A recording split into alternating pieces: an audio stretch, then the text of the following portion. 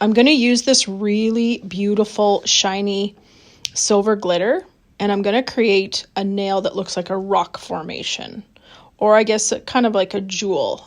I'm not too sure what kind of jewel, but it doesn't matter.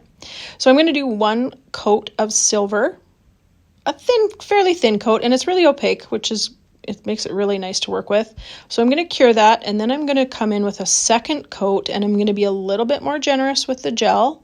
Of course, you don't want to do it too crazy thick, but I want just a thicker layer, because what I'm going to do is I'm now going to place a flimsy piece of plastic. So I just use like the plastic from sandwich bags, the cheap kind from the dollar store, because they're super thin. So I'm just going to squish it all over the nail because I want to create ridges on the nail. So now I've cured it, and now as you see, as I pull off the plastic, you can see all the ridges. So I'm just going to get rid of the stuff that's on the outside. I will come back and file this after to shape the nail nicer, but I'm just going to quickly remove any of the excess stuff that's sticking up on top and on the sides. All right, so I'm going to use these two colors from Coco and Claire. The one is a stained glass. I think it's called Glass Ice. And I'm just going to slop it on there.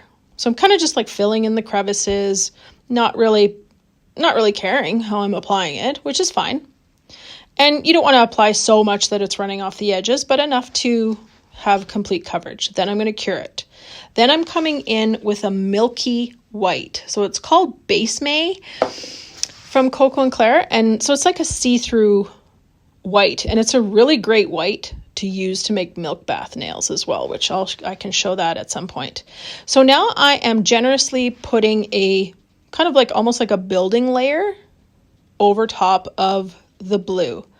And I'm not too concerned about making it look solid white, but I do want to make sure that I'm applying quite a bit so that I have room enough for filing and shaping. And then once I have enough on there, now I'm going to cured it, and now I'm just going to wipe off the residue. I've removed my pad so that I can turn my dust vent on, because now I'm just going to file the edges, try and clean them up as best I can. I'm not going to be completely perfect with this. If I was doing this on a client, of course, I would take more time and care and attention to shaping.